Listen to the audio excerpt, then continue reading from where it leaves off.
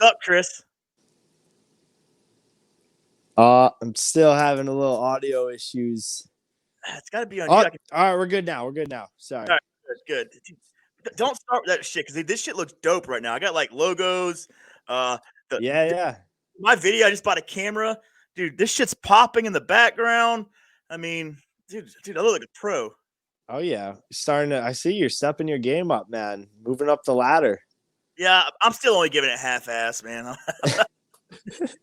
Hey, though, you were a hot topic last night in the podcast, so Yeah, I guess I'm going on the K. I'm scared about that. I don't know how I feel about going on the KBN site or whatever, because those guys barely know who I am. Then once they find out who I am, they start making memes about you. They start talking shit about you.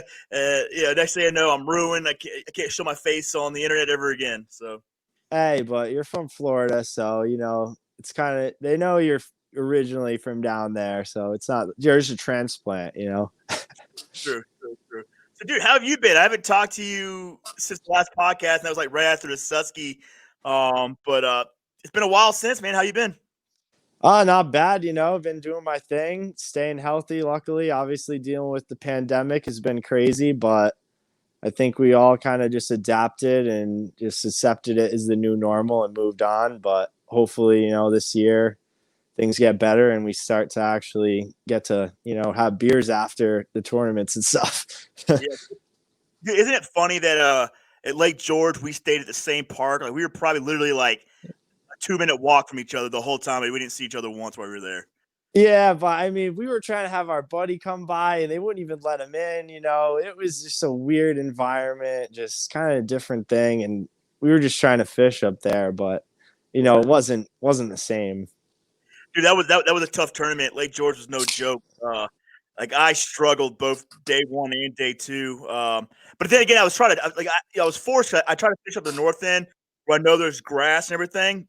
And so like I went pre-fish. I'm like, there's no fucking fish up here. There's just no fish up here.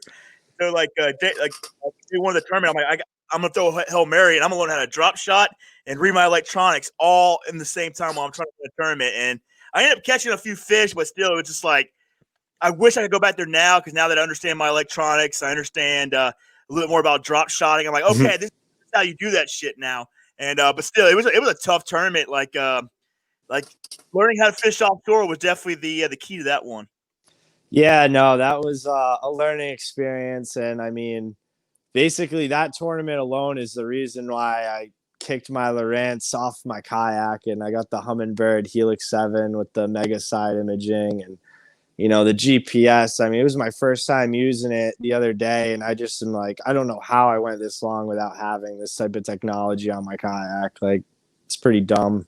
Well, you don't know until you know because I've known Derek Brundle for a while now. 2-3 seasons now, and I didn't get it until that second time at Lake George. Because I had the Garmin S whatever 7SV, which I have like the side view, down view, all that shit, and I've had it for a year. I didn't use it once really. And then until I use it there, now I understand like why Derek and those guys do the way they do because it's like it puts you on fit. You find fish, when everyone else is struggle, and if you do it right, you go out there and you find where they're at and you put numbers up. Maybe not necessarily the winning numbers, but definitely not like the numbers I was putting up when I was up there. Yeah, no, I mean, I had kind of insufficient electronics, so I didn't even. I mean, I had a whole different thing going. I know everyone else was drop shotting, but I had a top water bite going on.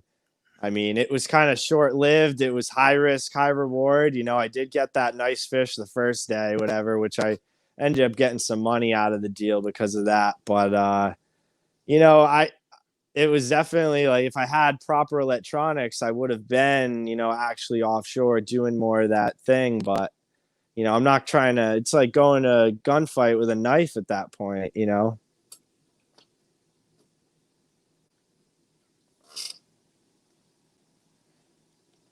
Oh, the audio just went out.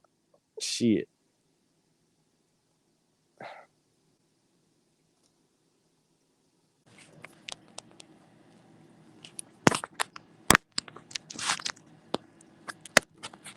What about now?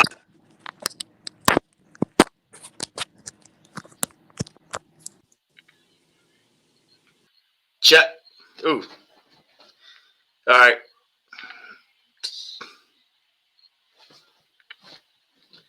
Check. Check.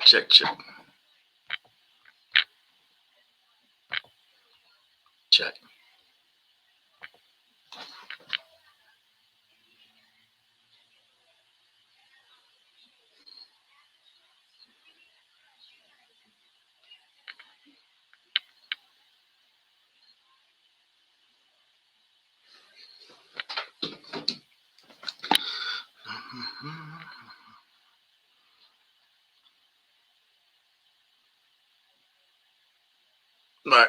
I'm having some technical difficulties.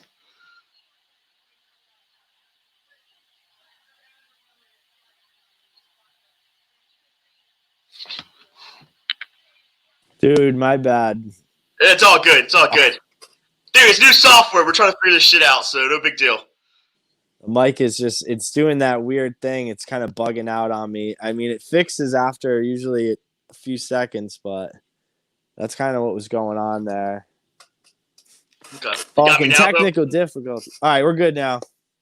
Okay, cool. All right, no. So, dude, like, you've been on it lately. Like, dude, what's going on in Rhode Island? You guys aren't getting any ice or snow lately?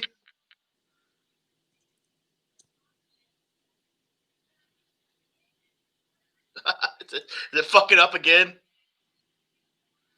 Should I update my phone? I don't know. I have no idea. Like, is it me or you? Hello?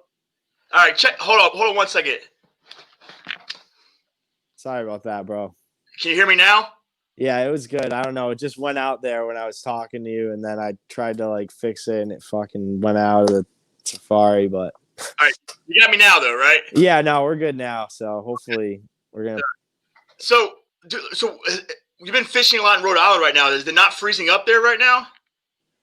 Yeah. So I mean, it's kind of unique, you know. Obviously, part of this is global warming. This is kind of a new deal, but water temps are 38. We got open water on most of our lakes. So I mean, I still been getting out there, obviously suiting up in a dry suit and proper safety equipment. But yeah. So we're definitely blaming it on global warming then, right? Well, you know, let's be honest. If you look at the past, like whatever, 20 years, this is a unique situation we're in. You know, it's usually iced up by now. But yeah, dude, I'm not going to deny that it's global warming because like it's January. It's almost mid-January, and we're dude. There's no snow outside right now. It snows. It'll stick for a day or two, and then just like that, it's gone. I could technically still go out there and fish on Lake Oneida, but I'm just not going to push it. You know what I mean? Like, just leave that shit alone. Because knowing my luck, like what happened to me last, 2020 was just a shitty year. The last thing I need to do is go out there, flip my kayak when it's like sub-freezing temps in the water, and not only lose my shit, but get hypothermia and possibly not make it back to shore. So I'm not fucking around right now. Yeah, no, I get what you're saying on that. You know, it is kind of easier to find them in the winter because they kind of are in predictable areas. You know, it's not like they're not going to be on the bank. You know, they're going to be in certain offshore areas, just kind of sitting there where they sit all winter. So when you do find them, it's like you go back even a month later and they're still there. Yeah, I guess like the thing is like, are you fishing really big lakes right now? Because I think like if I'm going to fish now, like I don't mind. I'll hit like a pond up or like a smaller body of water. But as far as like these big bodies of water, dude, I'm not gonna go out there and try to find fish. Where are they? Like, they could be all over the place for all I know. Yeah. But like just right now, it's like the best thing to do right now is to find some like those smaller body of water, those canals or creeks that haven't really frozen over yet. Whatever you can find. But I don't think that going to the big lake is a good idea right now. Yeah, because I honestly don't even go if the wind's strong because it's kind of makes the type of fishing that you have to do. It's basically like you're ice fishing, you're kind of just staying in one area and sitting on it, hoping to get a bite. It's not like you're kind of running and gunning. So it's one of those things. Pick your days because when it's windy, it's not that fun. No, it's not. They're not like, and that's what sucks right now. We got that crazy north winds that are coming in, or winter winds, wherever the fuck they're coming from. But like I was looking on the lake the other day. I'm like, there's no way that's a safe place to be right now. But Dude, you've been doing a lot of different stuff though. That's why I wanted to have you on the show because I mean, not only you're like one of the only few people I know in the Northeast that are fishing right now, but you're really getting into electronics and you're really getting into like learning how to fish like that. Is that like kind of what you're doing, just kind of like testing things out right now? Yeah, no, definitely trying to sharpen my blade for sure. This is the time to do it. And like part of the reason the guys down south, had an advantage over the northern guys was that they're able to fish year round. But if we're able to do it now because of this global warming situation, the playing field just got a little leveled. Right. Obviously, and we're also seeing development of more regional tournaments. The Elite Kayak Series that just came out. So things are growing, and, we'll see. Maybe we'll try and become the hub, switch it up.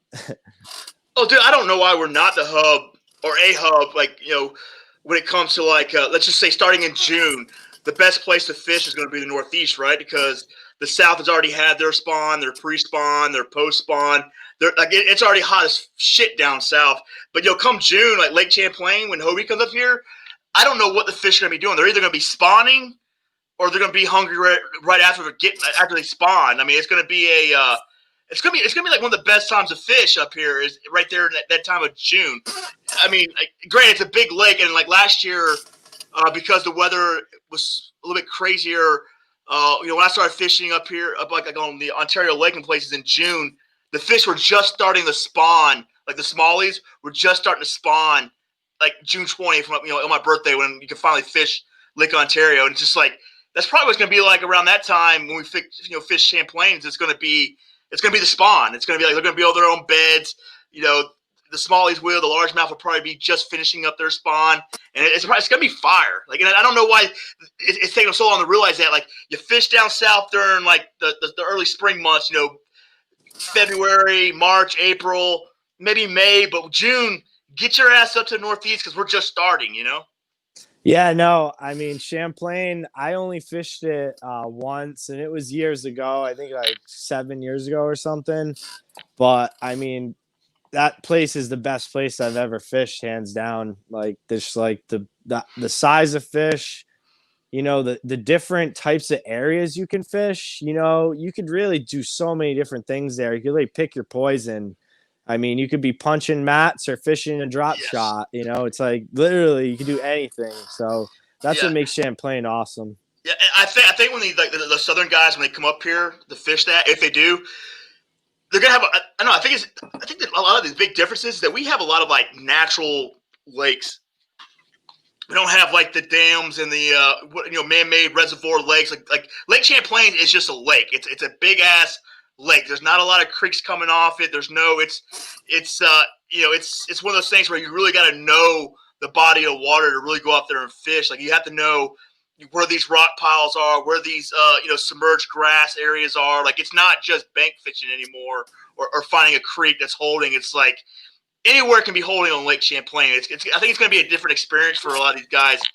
A lot of these kayakers, obviously the big boat guys come up here and they love it, but I think it's going to be a different beast for them when they come up here. I'm not saying, look, if they can fish, they can fish. I'm just saying it's going to be different up here. Like I said, we got a lot of these big, deep, natural lakes up here.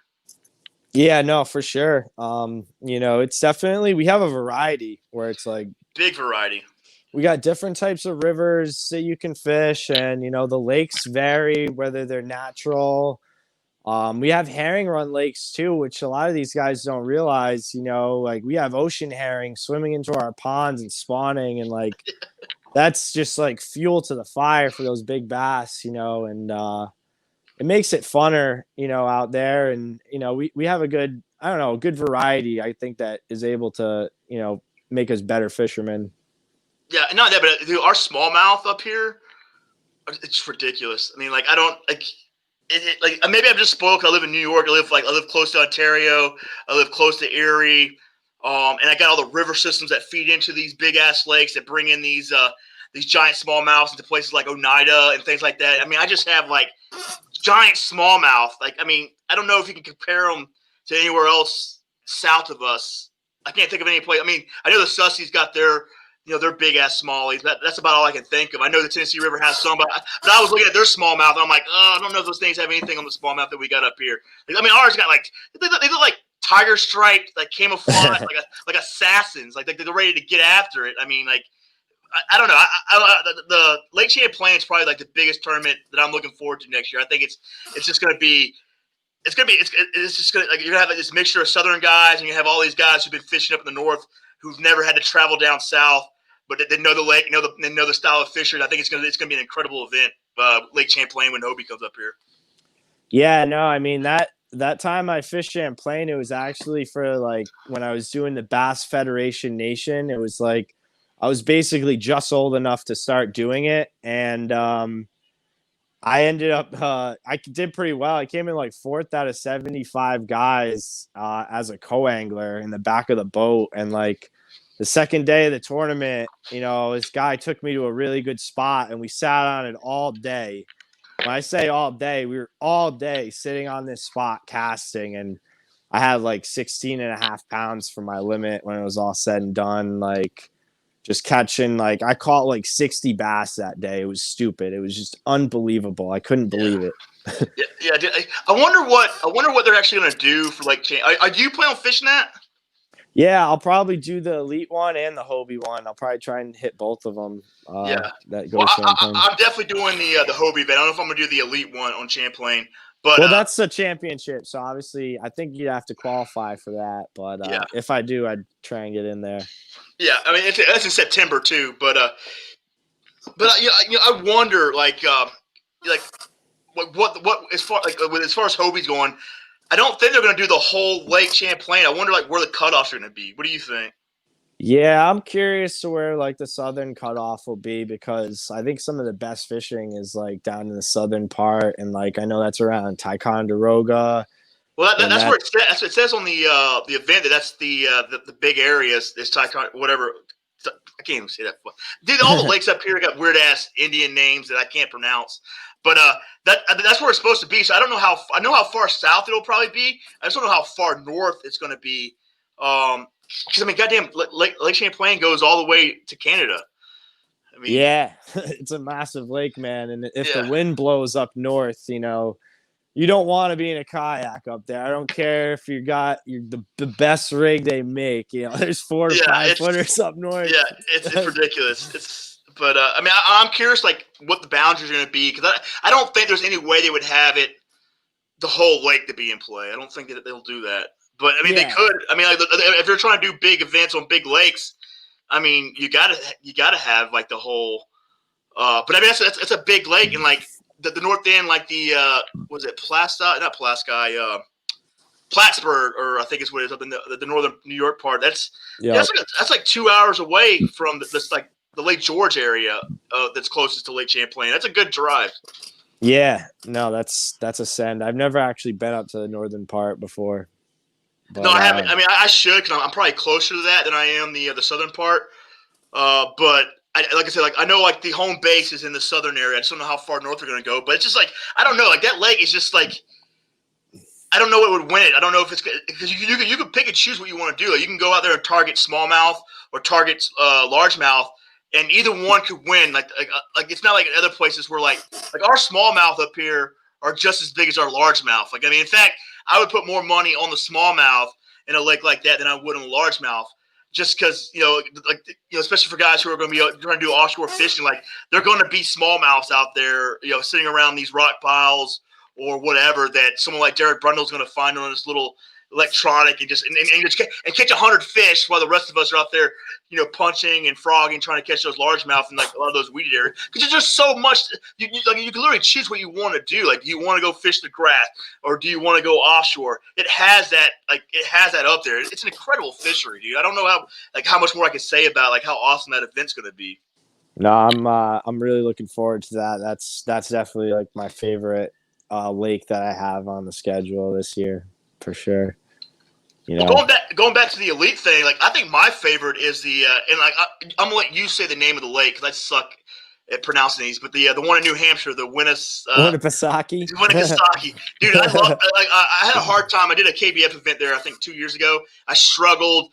I struggled in the tournament, but I did really good in the pre-fishing. But like that's a big fishery as well. And I love it. Like I mean, it's got areas that are like straight up. Like, do you want to frog and punch, or do you want to go out there or fish offshore and try to find some like record size smallies? I mean, that's a pretty goddamn good fishery as well. Yeah, no, Winnie is definitely up there. You got 45,000 acres or something like that, and a bunch of islands, bunch of different structures. You can fish offshore, you can fish shallow. A lot of bait, but it is a little bit of a tougher lake, I think, because it does get a lot of fishing pressure. A lot of boats, a lot of boats in general. That's like when I was there. That's like a party lake. I mean, that's like you got like people with yachts and girls twerking and dancing and chugging beer. Like when I was there, I was like, this is ridiculous. I'm sitting there over here trying to fish this area, and I got like little kids on jet skis, just and boats and skiing all around me. And I'm trying to just catch a fish so I can do well in this tournament. But it's just like no one gave a shit. But everywhere you went to, every bay, every point, had some kind of like recreational like party animal out there just getting after it. Yeah, there's definitely some qualified captains out there. I seen a guy like just absolutely send it with a ski boat into a huge rock, and he must have blew the lower unit. Like that's exactly what I heard out. And he's like, "Fuck!" Like I'm over there laughing, like, "Holy shit! Like this is ridiculous." Yeah, but the thing is, though, like the fish that I did catch there, I didn't catch a lot of fish, but the fish I caught there they were big, and it was a good bite. Like it was like a really good. Like they got beautiful like big fish there. Like I mean, I don't know, dude. Like I love all the lakes up here because our fish just look different. Like they got this weird dark green color to them. Their backs like black. Just awesome fish, and that was like one of the things I loved about the area is that the fish I caught there were like really good fish. I was hoping I was going to be able to go into the tournament day, but it was it's like you said. But that's what you said. Like it's over. Like it's really pressure because like the day that we had a tournament, there was like another boat tournament. Like we had a hard time. Like a bunch of guys got towed because they were the whole parking situation. Like they were just like they were just towing our cars away and all. Like guys were coming back from like an 8-hour tournament to find out that their car was towed. Just because there was like just boats everywhere and cars everywhere. It's a tough place to fish, man. Yeah, no, and that's why I think like certain lakes are good for kayak, and I don't know, Winnipesaukee and a kayak, it just isn't like the best combination, but the fishing is phenomenal. Like I agree, but like, dude, that's like the craziest place I've ever been for recreational boating, like by far. Yeah, I wondered that about like kayak bass fishing. I don't know why there's such an emphasis for fishing like the big bass boat lakes. Don't get me wrong, like, they're great places to do, but it's just like we don't have to go there. Like we don't have like the same problems that the big boat world does. We don't have to worry about like boats, trailers, and like boat ramps. So we can launch pretty much anywhere. It's kind of not frustrating, but like when you see like there's like these bodies of water that we could do well that aren't going to be as like heavily pressured or whatever. The situation we find on all these big bodies of water. Like some of these smaller waters that are really good, but less pressured than like a place like Winnipesaukee or Lake Champlain. Like there's tons of lakes in like upstate New York and in New Hampshire that I thought would be like. I'm not saying it's a better choice, but I wondered like later on if we're ever going to get the point that like, oh, we don't have to fish all these world-class famous lakes that the big boats are on because we got kayaks. We can go anywhere we want to go. I wonder if that's eventually going to change because it does become a pain in the ass.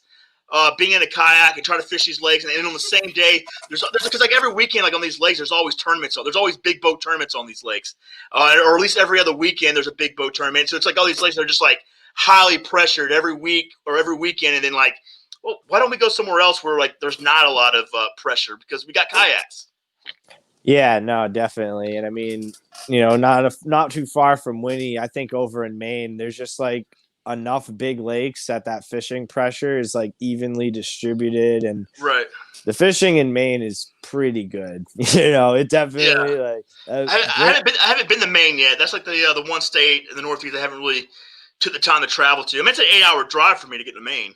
Yeah, but man, that how more like less people want to make that drive, that makes the fishing better. It's like it's so far out of the way. Like Maine, like, but trust me, Maine has if you were to say like all New England, I think Maine has the best fishing, hands down. I would say with that. I don't know. I don't know. I haven't been there yet. I mean, there's one event there. I might make it, but it's hard for me to make that kind of trip because like I'm doing so many other tournaments. It's just like when I look at the elite, I'm looking at obviously Lake Champlain, the Winnipesaukee, and maybe the that weird lake in Jersey, Hopponaut, whatever we want to call it. I'm looking at that one. That's really the only three I'm really looking at. As far as actually, I'll take that back. I meant Cayuga, not Lake Champlain's the Hobie event I'm going to do. But Cayuga, Winnipesaukee, New Hampshire, Jersey. Those are the three events I'm really looking at for the elite. But dude, have you ever been to Cayuga? No, I have not. Oh my God, you guys are dude, you're gonna get that's good fish. That's one good of the Finger Lakes, right? It's the bigger one, and it's got bigger fish. Like it's like because like most of the north, like most of up in upstate New York, we got tons of places to fish, but like most of our fish are like a good day is like a 15 to 18-inch fish. You know what I mean? It's like it's a good fish. You'll win tournaments off of like 17, 19-inch fish in upstate New York. However, Cayuga has got like 20, 21-inch, 23-inch fish, and some of them are smallmouth that are that big. And it's just a gigantic fishery. The only problem with it is the Finger Lake, they're pretty hard to fish. Like they're just these big ass finger lakes. Like it's like it goes shallow then deep. It's just like there's no canal. It's just shallow deep, and it's just, trying to find these fish it can be challenging. However, they did pick a good month. May. Like they're going to be up in the pre-spawn, like munching. So like, there's going to be big. I guarantee you, like that event, like it's going to be like 85 to 90 inches that win that event. Yeah, no, I'm hoping to see that. That'd make it a lot funner. Have high lengths for everyone. But dude, I'm from Rhode Island. The fishing kind of sucks down here for freshwater. Honestly, until I met you, I didn't even know people fish in Rhode Island. So I mean. Exactly, right? That's exactly what I'm saying. Yeah, but you've been hustling. Like I said, like we were talking about before we got into all these events. But it's like you've been really working the electronics. Are you drop shotting? A little bit. I mean, kind of just like getting better at making like, all right, going over a hump, marking the edges of the hump, then circling back and like lining up that cast at that right angle. So that you hit that sweet spot. The difference between like 3 o'clock and 12 o'clock is the difference between a bite sometimes. So just like that's a good point. Are you fishing deep, or are you still fishing kind of shallow up there right now? I saw you caught a few fish the other day. So yeah, no, I had a pretty good day until my feet got numb. But I mean, it was cold. But the fish. I mean, it's just they're there. It's just getting a reaction. I just been like popping a Dominky rig off the bottom, which is like basically a jig head with like a small like shad on it, and using light line, which is important, and like a medium action rod because you don't really want to pull it out of their mouth this time of year because they're barely nipping at it to begin with. Right. Yeah. Dude, like, how many bites you get in one day? Oh, not many. I mean, but the ones you get are big. It's not like the small ones don't really play around in the winter. They're like hiding. The big ones are eating though. I mean, that one I caught was like 20 inches. It was fat as hell. It was, it looked like it was eating. So, well, so how's the what do you call it? The game fishing or whatever, like using your electronics. Video game. Yeah, video game fishing. Like, I mean, like, are you doing that? Yeah. No, it's fun. Like, cause you'll go over marks. Cause like I know what a mark looks like, and like it's fun. Like triggering that bite, like teasing them, like dropping it, lifting it, dropping it, lifting it, and then like just kind of like I don't know, figuring out that like cadence to get them to bite. Yeah. But I mean, like. I guess like my problem is like I tried doing that, and that's what I did at Lake George. I was like video game fishing, and it was cool. You could see it, but the problem is like or because I don't have like the Panasonic or whatever that shit's called. Like we'll talk about that later on when everyone's got one of those. But it's just like watching the lure going down, and then jigging it or whatever you're gonna do, pulling up on it, and hoping that you get a bite, and then hoping that what you're looking at on the screen, on the monitor. Is what you want. Like, are those the fish? And then trying to figure. I don't know like how people do it. Like they can look at it and be like, "Oh, that's a big fish." And I'm like, "What?" I see like lines. That's what that is. It's not a fish to me. It's a line on the screen. But like, are you starting to be able to kind of figure out like what those lines mean now? Well, yeah, I mean, it seemed like I was catching a ton of crappie, like, in the beginning of December. It was like I was catching huge crappie, so it was kinda cool, but it was like, "Where are these bass?" But I noticed, the crappie kinda bite it more on a dead stick, whereas the bass, they seem to like it on the drop, like, they like to hit Right. it on slack line on the fall, so I found that, like, doing a popping motion kinda weeded out the crappie, and the bass kinda the only things that wanted that, but Well, do you really think you're going to take this with you into the next season? Because it's such a like a it's a boring way to fish. Like, there's no like instant gratification. Like it's just like you're out there, and most of it, like what I found out when I try to do a lot of that kind of fishing, you spend most of the time out there trying to find the fish than you do actually fishing. You know what I mean? Like you're graphing for the most part. Like, and you go out there and you're finding these spots. Oh, that looks like a good spot, and then you're doing that, but it's not like a. I don't know. It's just a slow. To me, it was a slow, painful process, and I hated it.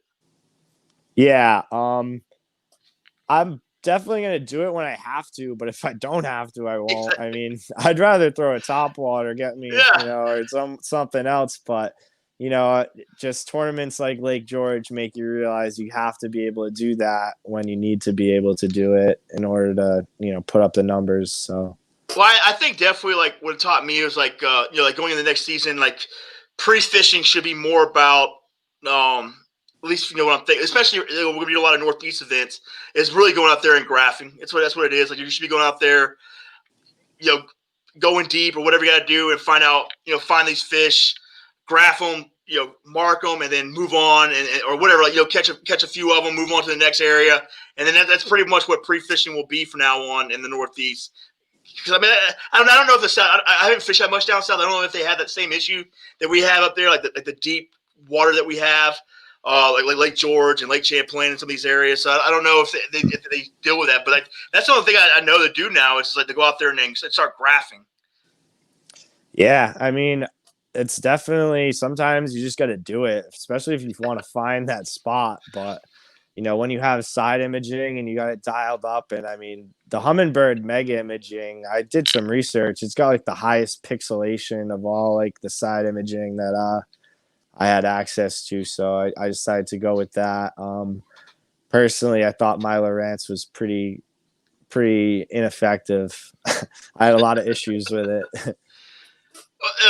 Like I wish last year I would have like really because what the beginning of the season, I bought a really good, or at least that time was a decent fish finder. Now mine's already obsolete, and there's new ones that are like bigger and better. But like, it's just weird. Like I had side view, I had down view, and I barely used it at all last year. In fact, I didn't use it until Lake George. That was the first time I really used it because I fish shallow, I fish reaction bites and things like that. So I don't really do a lot of offshore fishing. But I wonder now, and I'm curious what your thoughts are because you're dabbling in it now. It's like that might be here in the next year or two, like the only way to really win a tournament because that's going to be the person who figures out their electronics and then the person who has the best electronic setup. They're going to be the ones who are going to have like this advantage over guys who are fishing the the overpressure banks or the over whatever. It almost feels like eventually that's where it's really going to go is like who understands their electronics more and how to use them and become efficient at it. Yeah, I mean, definitely. It's changing by the year. The technology is advancing, but at the same time, I think if everyone gets caught up offshore, all of a sudden those fish on the bank might be like, "Oh, people aren't Yeah, fishing for me as much anymore. Let me hit that up there." But yeah, I you know know, it's such a I guess like it's torn, and I think that's the reason. Like, I guess it's such a different world though, like down south and up here. Because up here, there is a lot of like deeper fishing, like a lot of drop shot. Like we do a lot more drop shotting up here, I think they do down south. Um, but I don't know. I just feel like here in the Northeast, I think it's hard to be successful if you don't know how to use your electronics and learn how to do that kind of fishing. Don't know. You can be successful fishing the chatterbait, cranking, and doing all the other things, but a lot of people that I talk to, even the pros, when they come up here to like St. Lawrence River, those guys are drop shotting. They're looking at their electronics and they're drop shotting the whole time.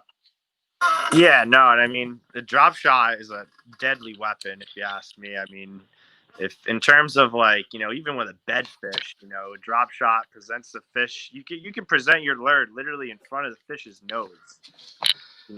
Dead stick, which is, I don't think you could do that with many things, but Yeah, but I mean, I don't know. I think he's curious because now everyone's bringing their Panonics, and they got. I was looking at Cody Milton. Like Cody Milton has like 3 screens on his a kayak now. 3 screens. I don't know what they all do. I don't know if one's for like texting and the other 2 are for finding fish. I don't know, but it's just like, I don't know what's going to be like in like the next year or 2, or like because the technology is getting better, people are getting better at rigging their kayaks.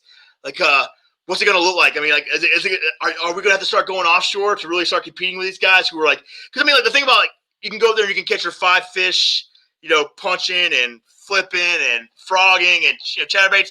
But Derek Brundle's out there catching 100 fish in a tournament, and 5 of them, at least 5 of them, are gonna be good fish. You know what I mean? oh yeah, no, he's smashing them.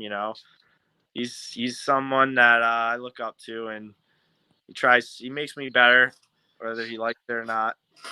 Dude, he's a savage. Like I don't know. Like I wish I knew what he knew, but like when you talk to him, like he has like a lifetime of experience that like I can't start my life over again. You know what I mean?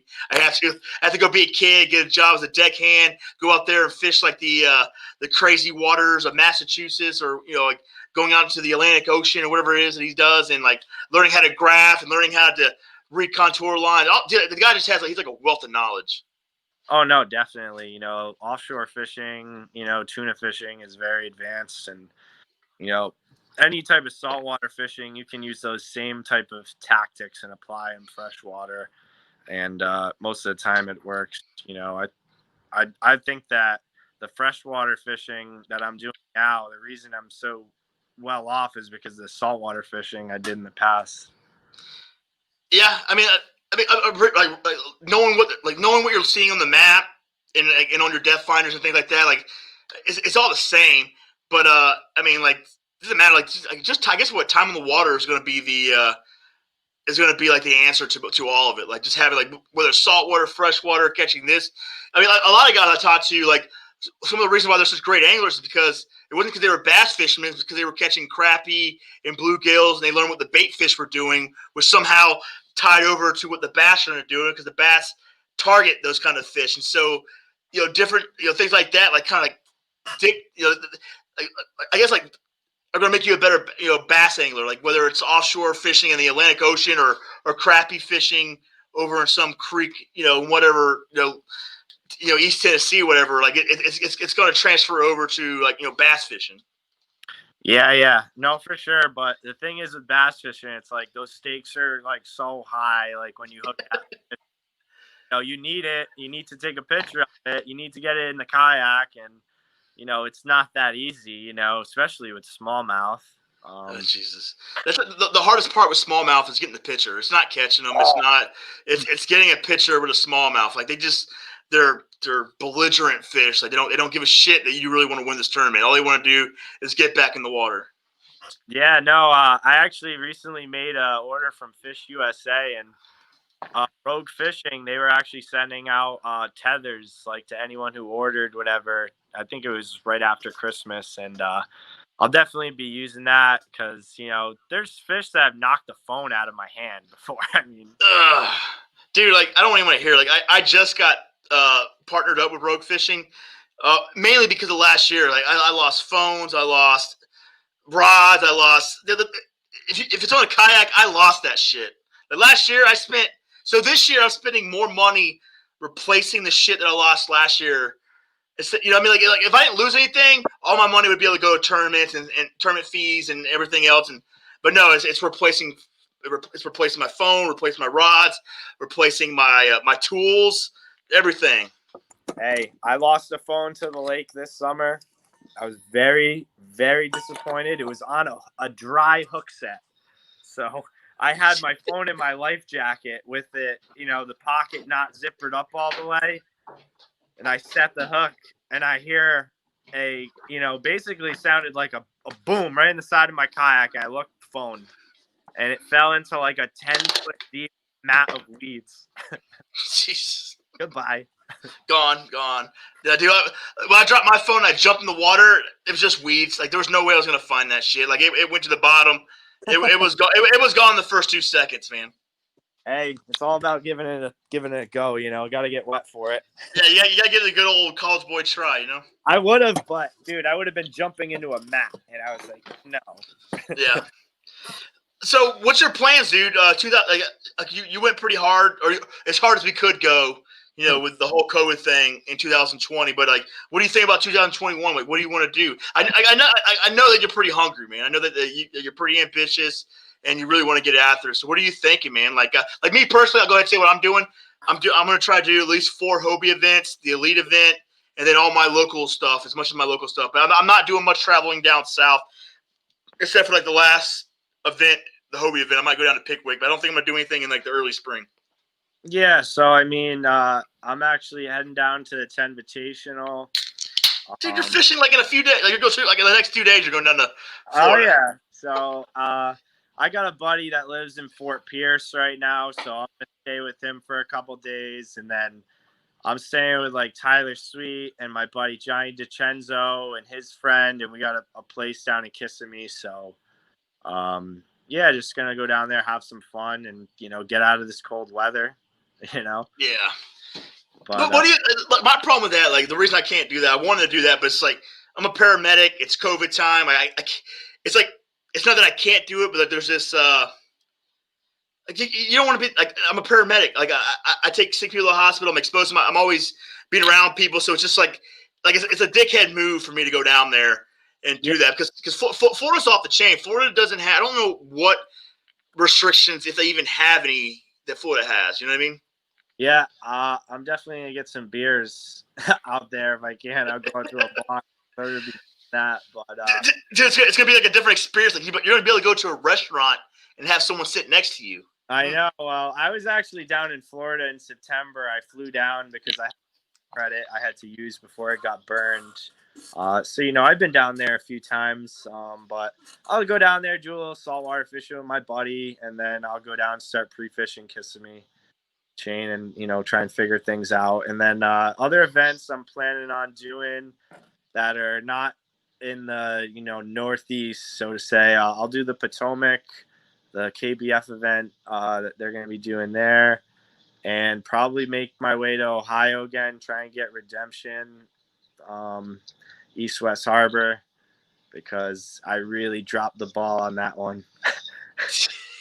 Dude,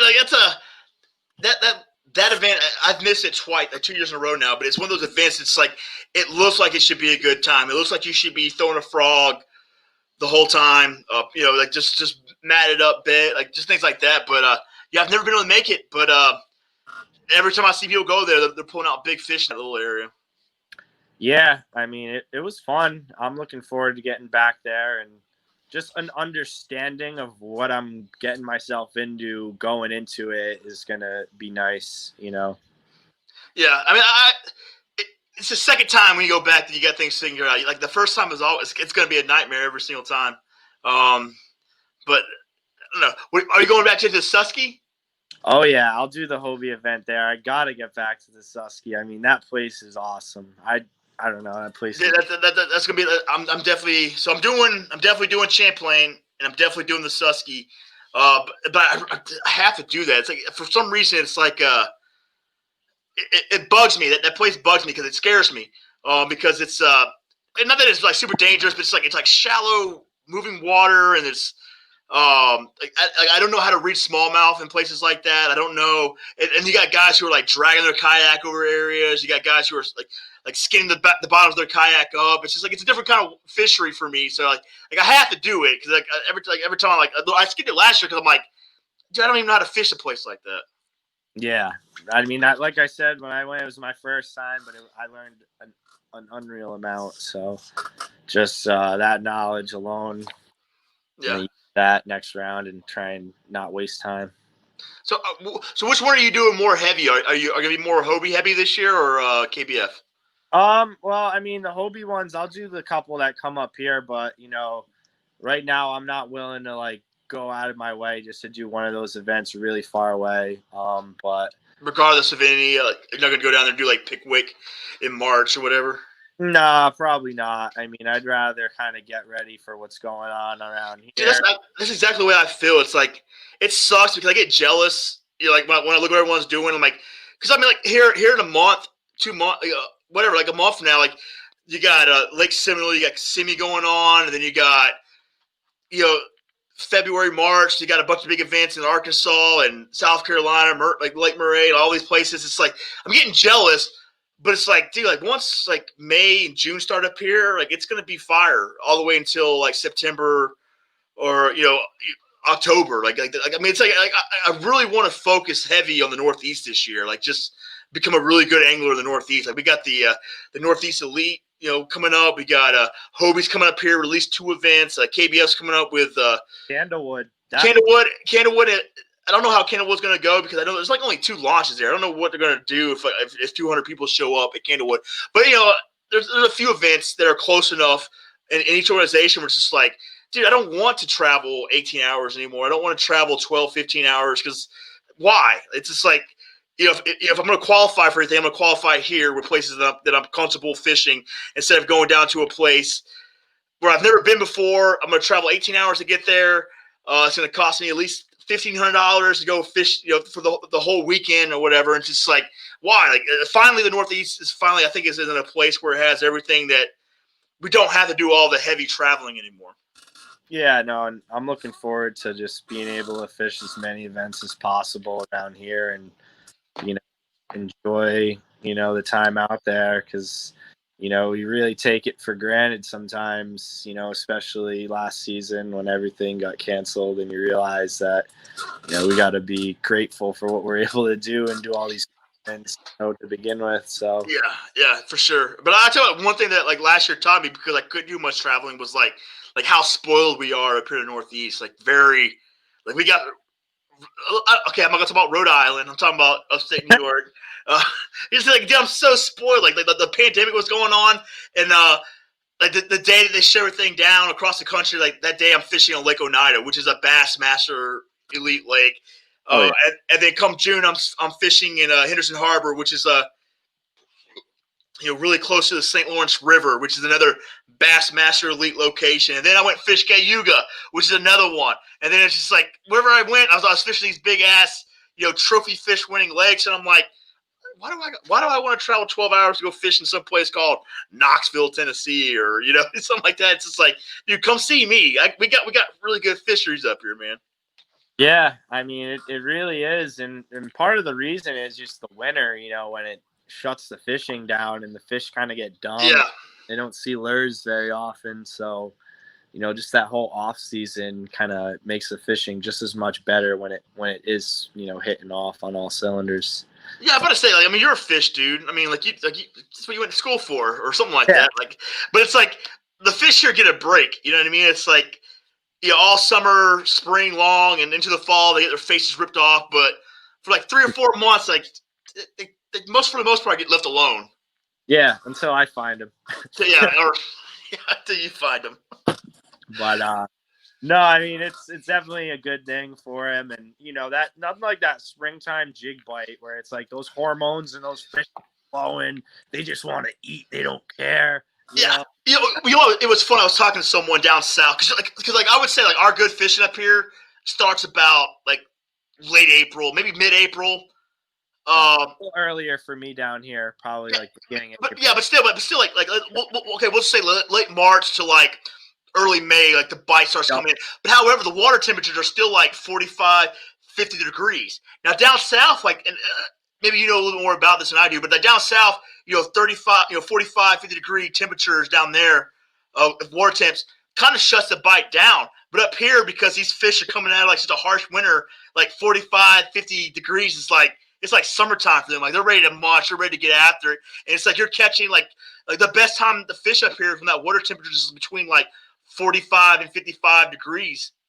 Before the spawn happens. It's like it's just that's when I catch. It's usually when I catch my PBs every year. Is during that when the water's still cold. You still got your cold weather gear on. Yep. But everything's thawed and melted away. But like that time, like they love it. They love it. Like that whatever cool temperatures, and they just start eating. And it's just like, I mean, like I'm pulling up like 22, 21, like just big ass fish. And it's cold outside. Like down south, I don't think that happens very often. Yeah, I mean, these fish are used to the colder temperatures, so I think they're definitely less apt to shut down, than the fish down south. But I mean, the spawn also is a little more spread out down south, especially in a place like Florida. But up here it kind of is a little more condensed, so you got a lot of hormones flowing at once. Those fish are getting pretty horned up. They're ready to go. So they're ready to go, dude. They're ready to do it. They've been waiting. But yeah, no, I mean, I'm looking forward to going to Florida though, and having some fun down there. And dude, I hope you catch a big one down there. Like, I mean, I'm from Florida, but I never like fish competitively down there. But like my fishing was like, we'd go to like a pond on a golf course and catch a monster. You know what I mean? Like, yeah. It's like there's like maybe one big bass in there, and you would catch it, but like never really got out there and like did like competitive fishing. But like the fish are just big there. So I mean, I want to go. Just not gonna go. This whole COVID thing's still cramping my style, bro. Still cramping. Yeah. I mean, pick and choose what you want to do, and obviously, right now, I don't have a ton of people I have to make happy besides myself. So yeah, dude, you're still young with a goofy haircut, getting after it, dude. I get it. I get it, man. All right, man. I'm not gonna waste too much more of your time, dude. I just wanted to like catch up with you because I know, and like, dude, last time I talked to you, like you're hungry, you really want to get after it. So I'm hoping that this year's good for you, man. I hope that things are opened up and we do a lot of traveling. I hope we actually get to see each other this year because literally we were at Lake George, staying at the same place. I didn't even know you were there. So hopefully, it was dark out. We had no clue.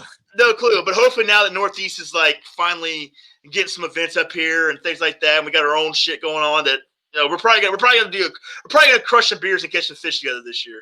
Definitely, man. I'm happy you invited me. I'm glad to come and shoot the shit with you, and hopefully plan out what we're trying to do for next year. And yeah, man. I don't know what else to say, but is there anyone you want to thank real quick that makes fishing easier for you? Oh yeah, I'd like to thank Matt and Rachel down at the kayak center. I mean, right now I just discovered a crack in my drive to my Hobie, and basically getting a 180 drive shipped, express shipping straight from Hobie, getting it before I head down to Florida. And anytime I need a replacement part or whatnot, they always got it for me and are willing to help. So it's been definitely nice having them on my side this past season. Well, cool, man. Appreciate you coming on, dude. It's good to talk to you, Chris, man. Good luck in Florida. Let's talk sometime like mid-spring. All right, man. Sounds good. All right, man. Have a good one. You too, brother.